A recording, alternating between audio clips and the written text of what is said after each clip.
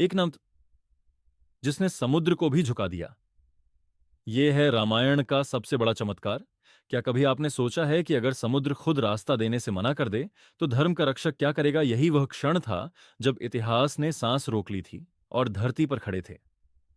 मर्यादा के प्रतीक श्री राम उनके सामने फैला था।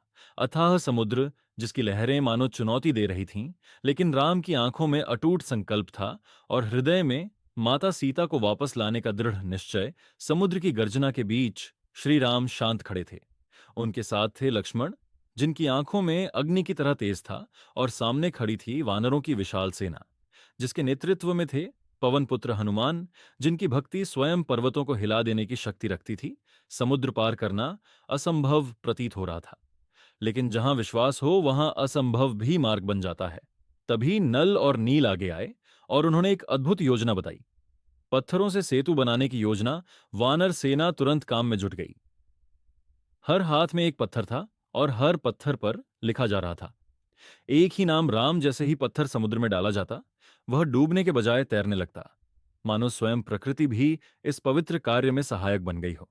समुद्र की लहरें जो पहले गर्जना कर रही थीं, अब शांत होकर उस दिव्य कार्य को देख रही थीं।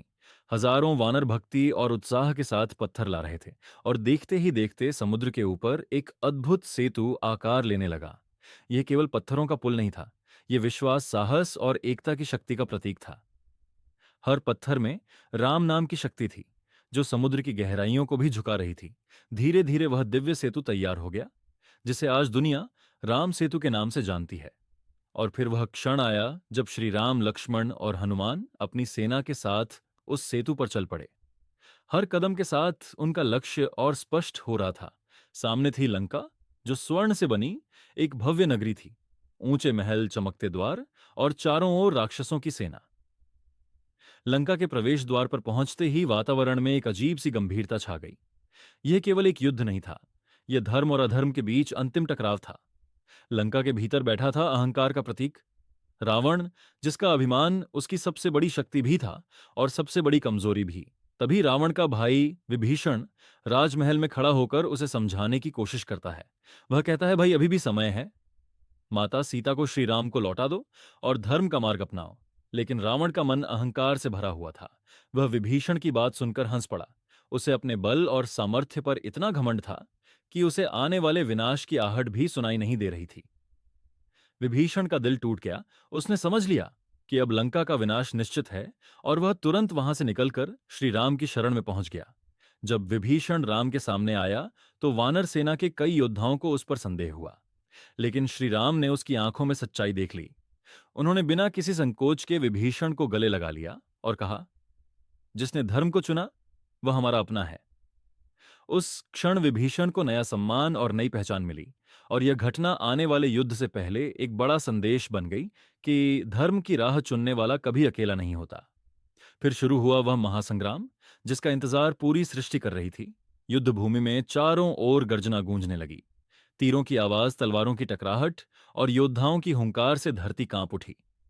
रावण की सेना का नेतृत्व कर रहा था उसका सबसे शक्तिशाली पुत्र मेघनाथ, जिसे इंद्रजीत भी कहा जाता था। उसकी शक्ति और युद्ध कौशल अद्भुत था। युद्ध भूमि में वह बिजली की तरह प्रहार करता और सामने वाले को संभलने का मौका भी नहीं देता। तभी उसका सामना हुआ।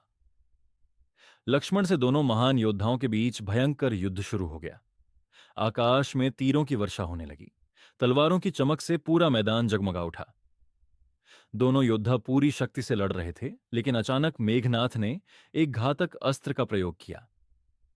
वह तीर लक्ष्मण के शरीर में लगा और वह भूमि पर गिर पड़े।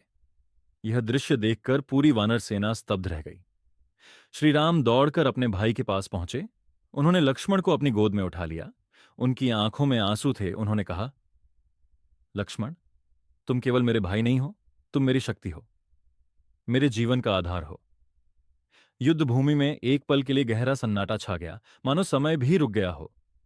लेकिन तभी वैद्य सुषेण ने कहा कि लक्ष्मण को बचाने का एक ही उपाय है, हिमालय की पर्वत श्रृंखला में उगने वाली संजीवनी बूटी, जो सूर्योदय से पहले यहां लानी होगी। यह सुनते ही हनुमान आगे बढ़े। उन्होंने प्रण लिया कि चाहे कुछ भी हो जाए, वह लक्ष्मण के प्राण बचाकर रहेंगे। और फिर पवन पुत्र हनुमान आकाश में उड़ चले। उनकी गति इतनी तेज थी कि पहाड़ और नदियां भी पीछे छूटते गए। आखिरकार वह हिमालय पहुंचे, लेकिन समस्या यह थी कि उन्हें सही संजीवनी पहचान में नहीं आ रही थी। समय तेजी से बीत रहा था।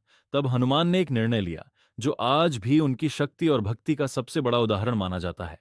उन्होंने पूरा पर्वत ही अपनी शक्ति से उखाड़ लिया और उसे लेकर आकाश में उड़ पड़े। जब हनुमान पर